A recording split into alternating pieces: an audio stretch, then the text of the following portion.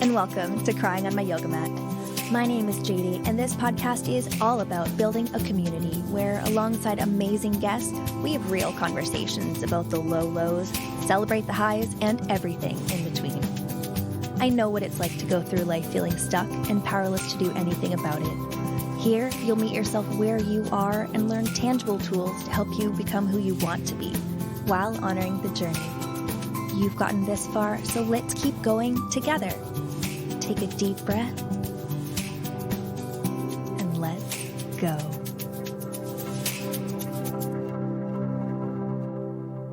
If you listened to episode number 9, you likely remember Tilda talking about her friend Kaya, and that is exactly who is here with us this episode.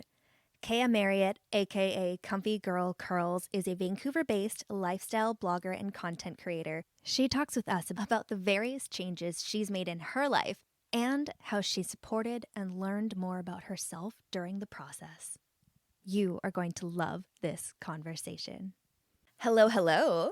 Hello. Thank you so much for being here with me. No, thank you for asking me. I'm truly honored. Oh, I'm so excited. One of the things that I love most about hosting this podcast is getting the chance to have conversations with cool people, especially when they're local and I can amp up another British Columbia person. So we have already chit-chatted a little bit, and you're kind of like, I'm open, let's freaking go. So let's get right into the conversation. What is one of your strongest, or the one that really has recently been hitting home, crying on your yoga mat moments? My most recent crying on my yoga mat moment is definitely tied to work and career choices. Right now, I've been working a 9-to-5 job, which honestly, for a really long time was a goal of mine. I went from working in retail, which was great, but really hectic and didn't give me time to focus on myself. So for a really long time, my stress and many crying on my yoga mat moments were coming from wanting to leave that environment and get into a 9-to-5 job. And here we are. I've been here going on 5 years. And most recently, I've had a few crying on my yoga mat moments where I've just come home and felt so stuck and stagnant, and unable to really pursue a lot of the creative endeavors that I have. And that's when I just knew I needed an absolute change. Like I couldn't be coming home feeling like this anymore. And I would cry to my husband. I'd just mope around on the couch. I wouldn't really be able to get out of bed. I felt so stuck. It was one of those things where I feel stuck in the workplace, but I come home and I still feel that feeling of being stuck. And then it prevents me from being able to do the things I actually want to do. And I feel stuck about not being able to do, despite me technically having the time after work to do it. I would just feel so stuck. And it kind of got to the point where that feeling was the catalyst to make the decision to say, hey, you know what? I'm diving full time into creative ventures and start making the plans to move away from my 9-to-5, which is very scary and risky, but it was those moments that forced me to realize I needed a change. Oh, that's exciting. And we didn't really pre-talk too much about what we were going to talk about here, which I love, because I'm sitting here being like, holy crap, I identify with your story. So for me, I was hosting trivia and karaoke at pubs, and it was fun. It was good enough, but I'm like, I want a grown-up job. I want that 9-to-5. Give me that sweet, sweet 9-to-5 office job. I got the 9-to-5 office job. It ate my soul. Yes. I wasn't even in it for a year, and I was ready to leave, and then the lovely Panini hit, and that ended that for me. I want to really get into this with you because there is so much emotion around achieving what you wanted and then it becoming not what you want, or realizing, ooh, shoot, this this isn't quite what I thought it was going to be. Now is it? Oh, yes. I actually feel I have had that experience. I was trying to count, I want to say 4 or 5 times.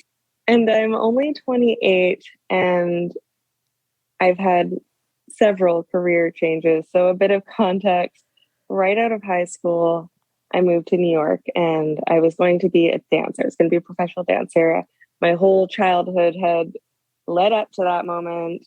And I had auditioned, got into the school, and that was my life. That was Wow. my whole entire plan. And I got there and definitely had some rose-colored glasses at first and loved it. I'm like, I'm in New York City. And then, the reality hits in. I am doing the day-to-day classes. And my moment then was actually when I had dinner with a gentleman who had helped me get into the school, who was now traveling with a dance company. So he had made it. He was living the dream, right? And I had dinner with the cast, and they're all sitting around the table saying, yeah, you know what? Like, I'm getting to my 30s. I'm really going to have to figure out what I want to do with my life. Oh, And gosh. somebody else is like, yeah, like I'm working at the bar after like a 12-hour dance day to Oh, make rent. And it's all great and all. But I realized I didn't love it enough for that. yeah. There's not a lot that I Like, love enough for that. fair enough. Fair enough. And I 100% admire everybody who is still in it and truly had that passion.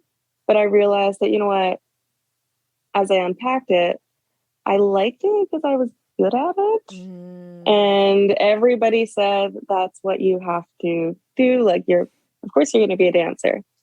And I definitely had crying on my yoga mat then. Like, I was just distraught. It was the same sort of pattern. I couldn't get out of bed. I would go to class, I'd come back, and I would be home by 3, and I'd be in bed. I'm living in New York City. Yeah. And I'm just sitting there like, I need a change. And I actually knew pretty early, like it was December. I'd only been like maybe 3 months in, and I knew that I wanted to be out. But understandably, my parents were like, you've committed to something, at least stick out a year. We paid for this, right? Yeah. I had gone through the process to get a student loan and grants and everything. So I was like, well, okay, let's finish the process. So came home. After the year. The change was after the Okay. year, and it was for the best. And was like, okay, career change. What do I love enough for to be broke? And I've always loved writing. Went to school to do creative writing, and it's Vancouver. I also moved out, and you can't afford all that. No. And so I was working retail at the time, and I got a job as a supervisor position. And there was kind of an ultimatum there where it's like, you have to be full time in retail as a supervisor. And I had again that sort of moment, what am I going to do? And I was like, you know what? I can come back to writing. I can come back to school. And this is good money. There's an opportunity to move up. And I was then in retail, never looked back for school for, I want to say, maybe 5 years. Mm-hmm. And I'm like, okay, well, that writing dream was getting further and further, further and further back. And then again, the moment I was talking about earlier, I had been in retail all this time, and I was like, I love writing.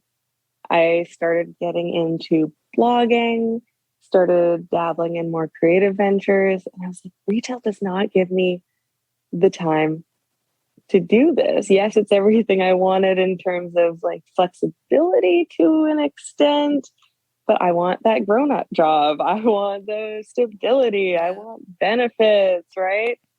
And definitely had that moment where I was so stuck in retail. I felt trapped. It's the same pattern I was getting, and took the dive, left, got into the 9 to 5. And yeah, so I definitely feel like that pattern has been present throughout all my life.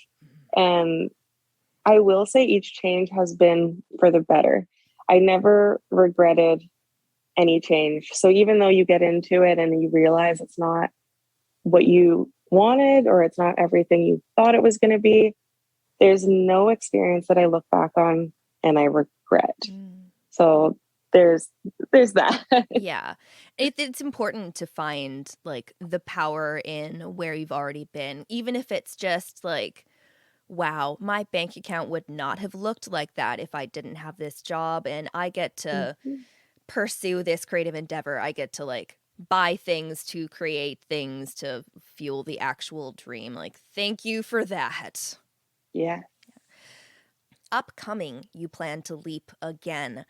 And this one, you get to have all the juicy knowledge of everything you've done before. You get to have those like other jump pads that you've had worth of information and insight. Can you tell us about the plan that you have to make this leap? Absolutely. I am incredibly excited about it.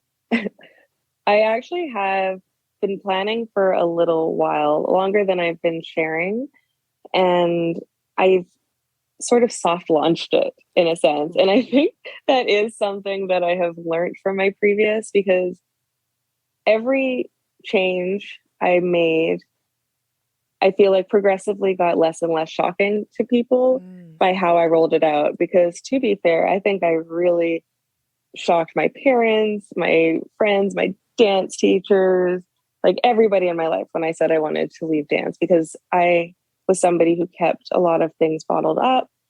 And it wasn't until I was so unhappy that I shared it. So people were like, where is this coming from?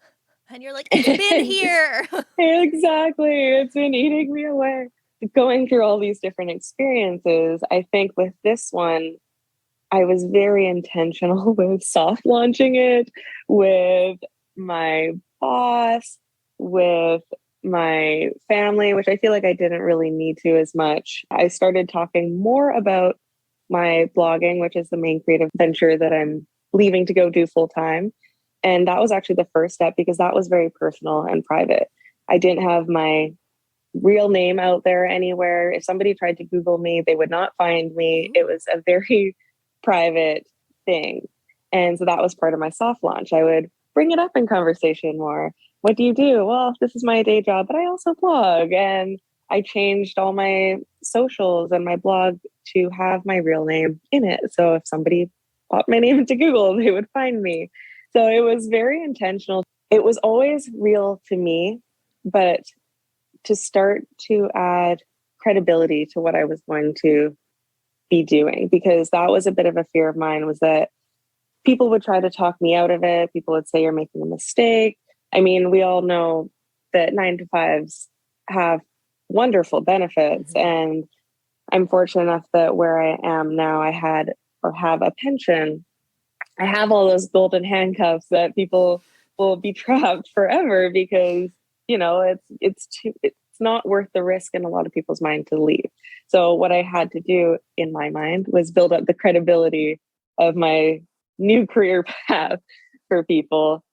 Other than that, I would also say just planning. Like, yes, it's a risk to make a life change, but I feel like that risk goes down exponentially when you do the work to plan, whether that's financial planning, it's planning in advance how I'm going to plan my days, how I'm going to structure myself, organize myself.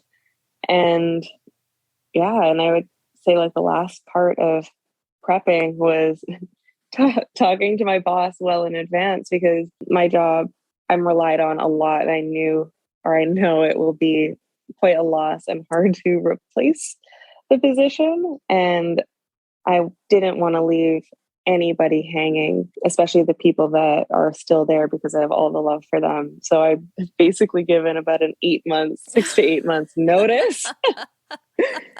That way I actually get to be a part of the recruiting plan and replacement plan and training plan. So I also feel no guilt there. And that has been so freeing, because quitting my past jobs have been very stressful situations. I take on a lot of guilt because a lot of the roles I've had a lot of responsibility. And I just have held so much guilt for leaving.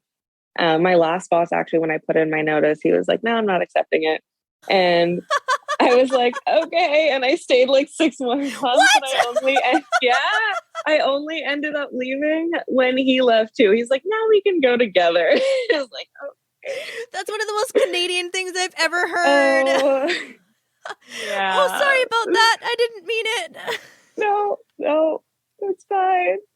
Yeah. So I feel like I've really worked hard to lay the groundwork for this change, which is different from anything I've done before. And I actually feel no stress. Like, I can't describe how I feel. My husband has said that I don't breathe weird anymore. Like, I used to have strange breathing patterns. It's basically just anxiety and stress. And since I have made this decision, even though it's like 8 months in advance, I don't breathe strangely. It's been a life-changing experience. The quick aside is the fact that that's one of the joys of marriage. Hey, is like, hey, you're breathing different. What happened there? I'm breathing different? Yeah, you are. Like, so what's wrong? Yeah, exactly. But that is so cool, though. I love that it seems that the ease kind of stems from your trust in yourself. You're like, look, I've put in all this background work. Doesn't really matter if you don't believe in me because I have receipts. So I'm doing this and I feel good about it and I'm honoring people as much as I'm respecting myself. Yes. Oh my goodness. And I think you touched on something that I didn't even realize was the trust, because the other day I was talking to somebody and I said, it's scary, or I'm scared. And I stopped myself and was like, I'm not scared. And I feel like it's something that I feel like I'm supposed to be saying because I'm taking this risk. And I caught myself. I'm like, I have zero fear. And I think I even said it a bit earlier. Because it's something I feel like I'm supposed to be saying, because it sounds as though you're crazy if you're not scared. And so you sort of add all these extra adjectives into what you're doing. But yeah, I'm not actually afraid at all. Like, I'm not afraid about income. Like, I've planned it. Yeah, I don't know. I'm just not afraid. I love that. I'm going to just celebrate that with you. I want to sit in this moment because it feels really good. And like, I feel it and I'm like gleaning on it for you because I'm like, ooh, I need that. Ooh. But I mean, you've brought up this incredible point of like, how often do we say out loud or think certain mindsets that aren't true to us? Because, I mean, to your point of other people's opinions of it, because we often know that other people, sometimes they don't have an entrepreneurship mind. They don't have a risk-taking mind. I certainly don't sometimes. And we can want to soften it for them and not make them feel bad if they're not at the same place that we are. But the world would be a really boring place if we're all the same freaking destination. So really, I applaud you on taking the time to be like, no, I'm challenging that narrative that just came up because that does not actually fit. Yes. Yeah, it's work. I definitely have to keep catching myself, but I'm in a good place. It feels good. That is so cool. I wonder, oh man, that just makes my brain go on like, how many areas in life do we all have these like thoughts that don't actually serve us? Oh, every aspect, I would say. If we really stop to unpack it, I'm sure. That's just the coolest journey that you got to incrementally get better and better at doing what you're doing. And it's just set up such a good foundation for you.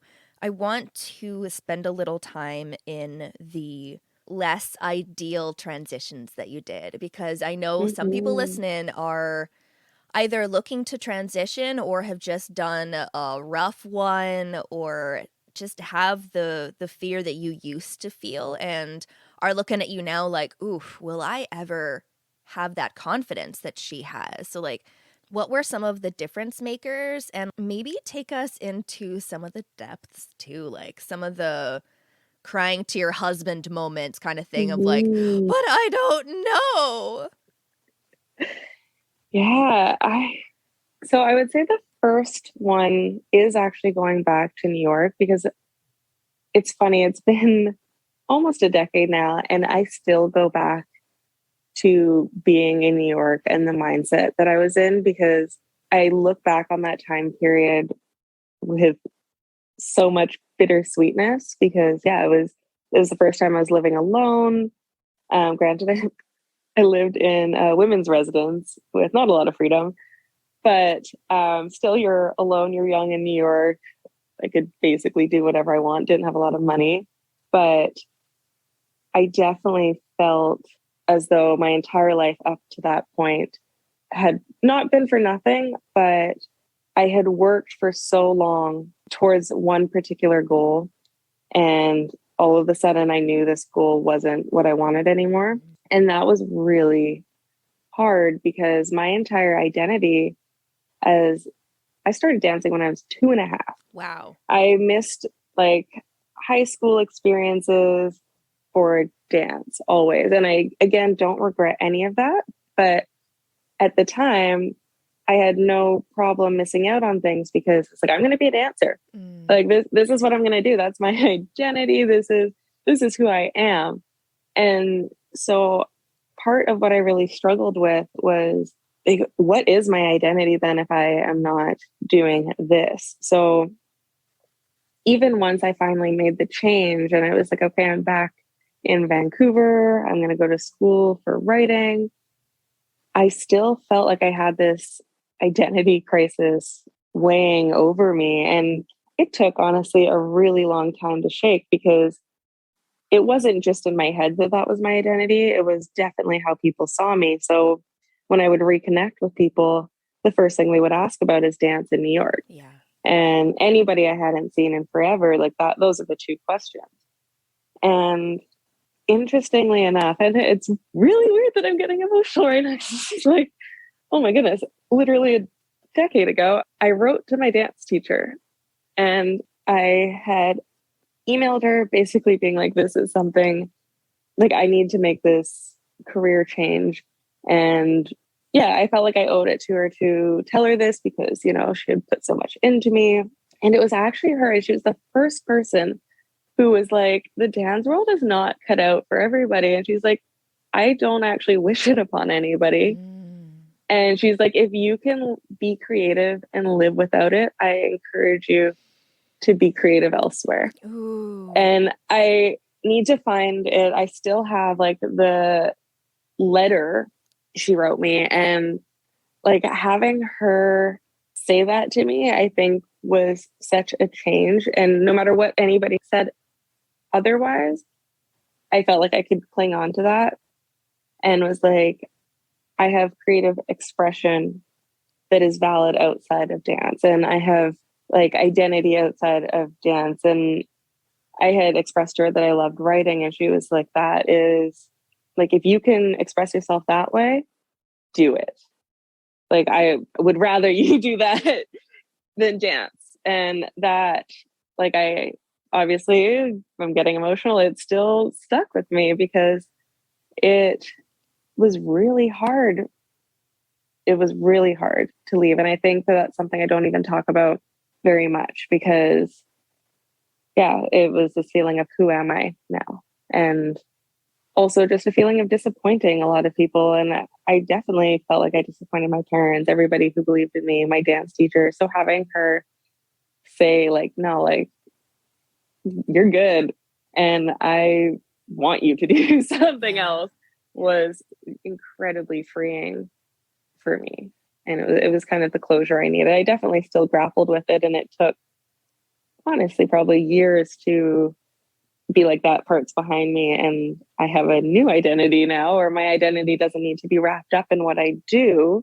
And I think that was actually a critical thing. It wasn't necessarily, oh, my new identity is a writer or working in retail or whatever my job is. It was this unlocking that my identity isn't what I do. Yeah. What were some ways that you went about unlocking what your identity was as Kaya? Ooh. I think it was honestly just digging deep into who I am and as a person and what I enjoy. And I think tying it more so into the things I do that I enjoy and like how I would describe myself. Like I feel like I'm a very open person. I consider myself very empathetic. I'm somebody who takes joy in little things. I can get very fascinated by information and learning. And I think that's how I've come to identify myself as. Yes, I blog and I love to write and I do all these things. But again, it's more the why I like to do these things. That's my identity. It's so for some reason, if I stop writing, that doesn't mean I lose my identity. It's like, what is it that you liked about writing that makes me who I am? Yeah.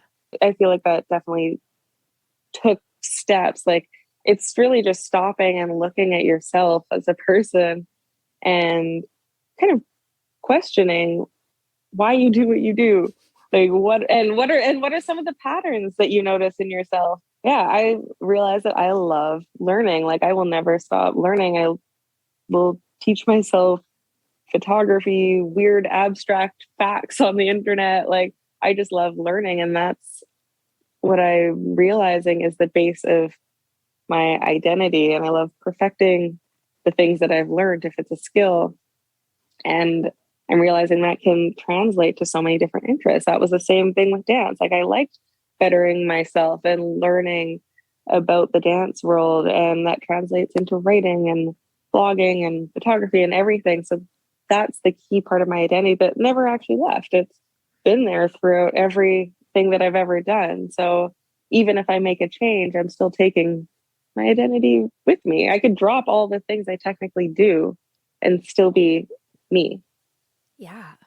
It's really just, yeah, taking that pause and looking at your values and thinking, okay, well, I value knowledge. I value learning. I value if it's taking care of your body, and that's why you enjoy moving it. And I want to go back to what your dance teacher said because it just keeps going over and over in my mind. Like, if you can go be creative in a different way, go be creative because I know I grew up with a bit of a fixed mindset sometimes, and if I'm not good at something quickly, then I don't enjoy continuing to do it. And sometimes those are areas that we need to buckle down and try a little harder on. But sometimes Mm-hmm. it's okay to try a different avenue. Like I started a blog last year.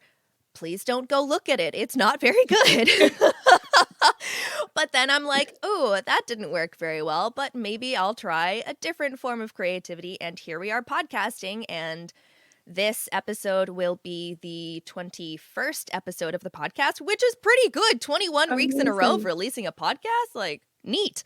So there's just so much beauty in one, granting ourselves the space and opportunity to figure out what works for us rather than, like we were talking about earlier, allowing those preconditioned mindsets and notions to take over, and scheduling and creating our lives in a way that reflect what we've learned. Mm-hmm. For me, sometimes I get stuck in the learning process or in the emotion figuring out process, and then I don't integrate it. And then the cycle comes back, and I'm like, why? And the universe is like, you didn't integrate it. Yes. I relate to that. So, how Definitely relate did to that. you integrate, like when you were first learning kind of the things that truly made up who you were? Yeah, I don't know if it was a conscious thing because I find I'm definitely a doer. Like I learn something and I want to perfect it and do it. I think for me, it's in terms of integration, for me, I see that almost as going live. So like I love I that. will I will be doing all these things on the sidelines, like emotionally prepping, like learning and technically still doing and I guess technically integrating, but I don't really go live with it. Like I don't it's still a very private thing. It takes a lot for me to actually do it publicly, if that makes sense. Or to actually do it in a sense where I feel like I'm not practicing anymore. And that's kind of how I see like the integration. Like I might be doing it all quietly on the side in little pieces, but it takes a lot for me to bring it all together and then do the thing in a public way, or to actually launch whatever it is that I'm working on, or have the confidence to say, okay, you know, we're doing this thing. It's an actual thing now. It's not my private venture. And there is joy also in doing things privately and just for yourself. But I find that for me, the hardest part has always been going live with it. I don't know. That's the terminology I'm going to use. I like the terminology because it makes sense. Because like a lot of the time, we just don't, you just don't go live with something without some sort of thought. Even if it's like I'm just going to sit here and talk with people, like that's some sort of thought and integration to it. Absolutely. How did you support yourself in the darker times, in the times where you were like, who am I? What am I? What do I do? I'm letting people down, but more so letting myself down. A huge thing that has carried me through has been writing. When I was in New York, what pulled me through initially was writing. I got a journal. I would force myself out of our little residency and go sit at a coffee shop with my notebook and my laptop, and I would write. And I actually technically finished a young adult fantasy novel, Awesome. which will probably never see the light of day. But that was my outlet, and just being able to put words on paper has always been something that has been really good for me. And I find that when I'm feeling incredibly low, it takes a lot of work for me to even reach for my notebook. And that's how I know it's pretty bad. But getting into that mindset of kind of, that's the one thing I got to force myself to. We're just going to stream of consciousness. We're going to open the book. We're going to just write. We're going to doodle, whatever it is. And usually eventually something comes out. And that is something that has kind of always brought me peace. And that's definitely what pulled me through New York and afterwards. And I would say now, in most recent times, I've found it harder to actually reach for like my creative writing, because I find that I do so much writing in the blogging space, but it is still something that brings me peace.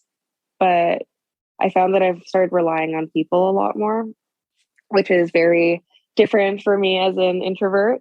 But I would say in like my most recent moments with my work and wanting to make a transition, I started reaching out to people more, whether that's my husband, talking to my parents about wanting to make a change, reaching out to people I've met online, because the experience is quite universal of feeling stuck and stagnant, and, you know, just talking to people who have done it, or people who have decided that they don't ever want to make the change. They're going to balance both, and just really talking it out with others, I feel has been a game changer this year, because that's not something I used to do. I definitely used to keep it in and rely on the paper to get it out. But as I've gotten older, I've really started to try to reach out to people and rely on them for support. I really identify with that. I grew up writing more so because I needed that outlet so badly, and I didn't feel that I had the voice. And as I get older, the more I'm realizing that I really need other people. Like I need unifiers. Like I need another human being that it understands an exact emotion. It doesn't have to be all of my emotions, but like if someone can identify with the struggle that I'm going through, oh my gosh, it helps me get through another day. Yes. Oh my goodness.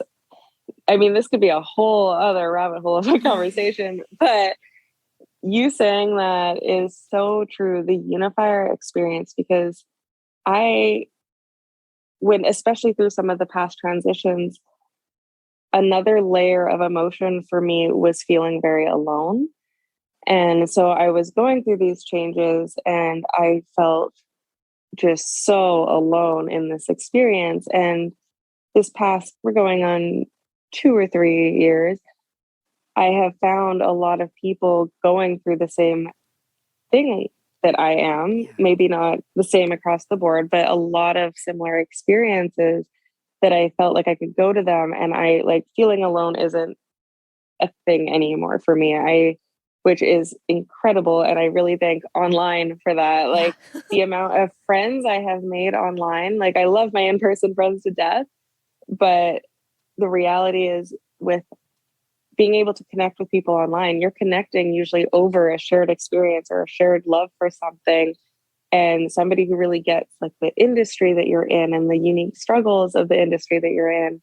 And so when you're feeling stuck or stagnant, you can go to somebody and you don't have to explain the emotion. You don't have to explain the background information as to why you feel that way. You can just say it, and it's like I get it. And that has been such a game changer in feeling supported in like every change that is coming, and the ones that I've made recently, even if they're just little small changes. Yeah. How did you start growing that community? So for me, despite being in like the lifestyle beauty influencer world, my first time truly connecting with people online was with the writer world. And I actually launched a Twitter account just for writing because I wanted to be connected with the writing industry. And this was 2019. And I literally found myself two writing groups, and another girl that is now like a really good friend. And she's actually the person who encouraged me to take blogging full time. Ooh. And it was literally just being actively present in an online space that I knew was dedicated to what my interests were. And at that time too, I was really trying to lean into writing professionally. And so I was like, okay, well, who do I got to follow? Let's follow some agents. Let's follow some publishers. Let's follow the people that are having discussions about struggling to write or get their book out there. And I just started following and engaging with these conversations. And it didn't actually take a lot of time to connect with people. The beauty about it was I found one group that I still talk to that is purely online. We're all from all across North America. And then I found the second group, or they sort of found me, and they're all Vancouver based. And we started meeting up in person. Then, Panorama hit, and we started meeting virtually, and that trickled off a bit, but we are still there in group chats and for each other, celebrating each other's wins, and being there if we need support. And it all just unfolded organically from intentionally putting myself in a space that I knew that there were like-minded people or like gold people. I love that. I know that I've made friends literally in the Instagram comment sections being like, I'm an Enneagram 4 wing 5. Oh, I am too. Oh, let's follow each other. And like, we've gone through some depths together because it's, I know that you're a 4, so we can be emotional AF together. So I need to cry about something. Here we go. Absolutely. No, it's so true. Like that, some of the people that I have literally never met, I have been the most vulnerable with. And I literally know, like, if we planned a trip to go somewhere together, we actually have talked about this. Oh yeah, like we'll be splitting a hotel room. Like there's like no worries. Like you've connected with somebody on such a deep level.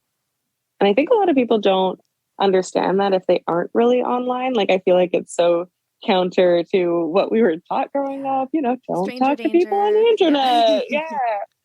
But I think it's one of the more beautiful sides of social media for sure. Yeah, absolutely. And it's nice as like some of us are still slowly coming out of our social anxieties with in-person hangouts, and accessibility too is a really big thing. And that's a big reason I love the internet, is the accessibility of it, because we didn't have this growing up. As I'm gesturing with my hands on a podcast, we didn't have we didn't have Zoom, we didn't have podcasts. It's like the fact that I've received messages from people being like, this was something that I was struggling with, and I'm specifically listening to podcasts on this topic, and I found you, and I felt a little less alone in that. I'm like, because Because I grew up an only child, lonely as fuck, and the loneliness has carried through my whole life, but it's only become me taking responsibility for my loneliness and being like, oh,